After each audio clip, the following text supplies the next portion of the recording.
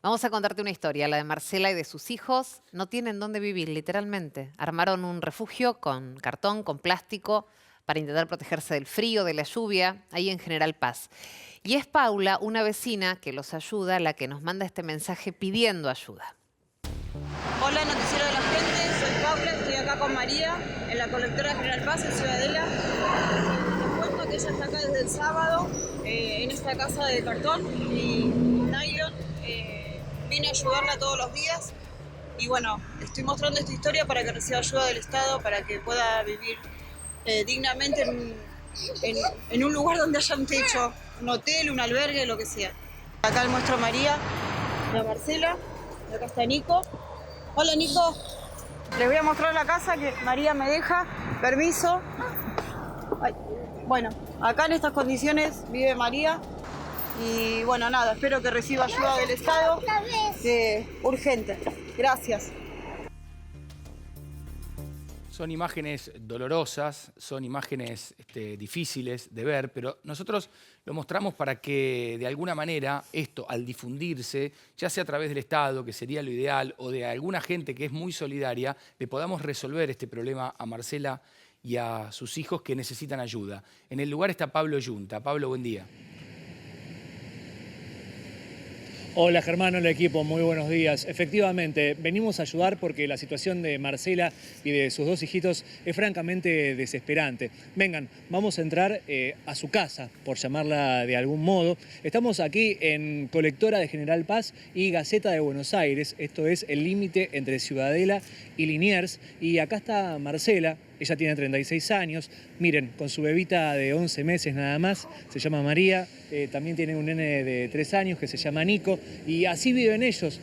Vamos a entrar con nuestras cámaras. Esta es su casa, hecha con sábanas, con cartones, con chapas, con nylon, con lo que el marido de Marcela, que es cartonero, ha podido levantar e improvisaron esta casita. Imaginen ustedes lo que es tener dos nenes, una bebita y un nene chiquito con este frío, hoy a la noche, con 5 grados de térmica nada más. La semana pasada con las lluvias torrenciales nos decía Marcela, no sabés lo que fue refugiar a mis nenes, estábamos todos empapados, las frazadas mojadas, no hay forma de escapar del frío y de la lluvia.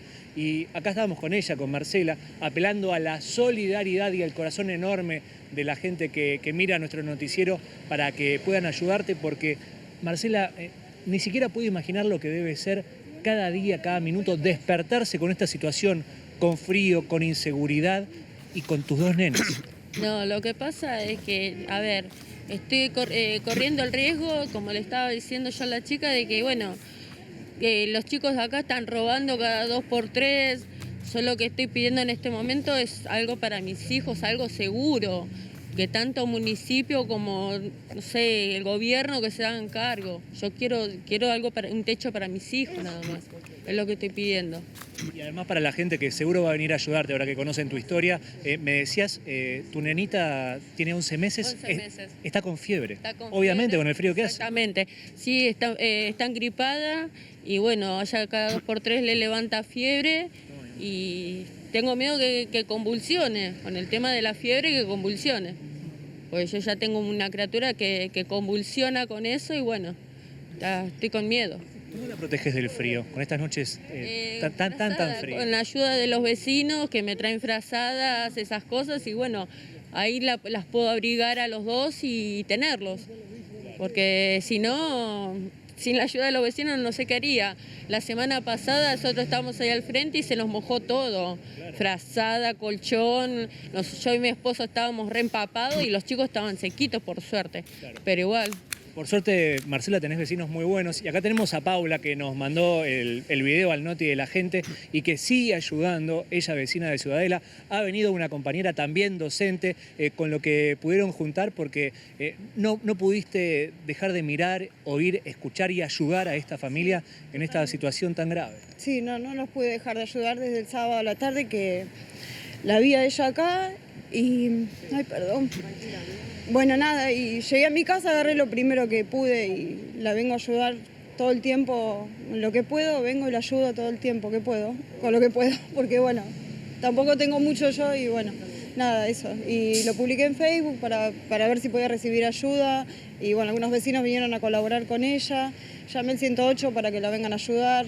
Llamé al 911 porque la bebé estaba con fiebre. No sé más qué hacer, por eso recurrí a ustedes para que la vengan a ayudar, para que tenga un lugar donde vivir dignamente. Bueno, pero te pusiste las manos a la obra y intentás como podés con tu sueldo de docente cambiar esta realidad. Le trajiste colchoncitos, ¿qué más le trajeron a los nenes? Bueno, con mi compañera Noelia le trajimos algunas camperas, unas frazadas, abrigos, zapatillas, leche en polvo, galletitas, bueno, lo que podemos. Vos también obviamente viste esto y viniste con tu amiga para ayudar a Marcela y a sus hijos.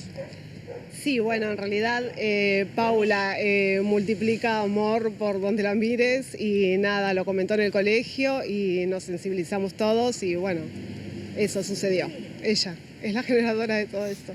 Chicas, muchísimas gracias y las felicitamos por lo que hacen. Ojalá el efecto de ellas dos sea multiplicador, ¿no? Necesitan toda la ayuda posible, por favor. Reiteramos, estamos en Colectora de General Paz y Gaceta de Buenos Aires. Esto es en Ciudadela.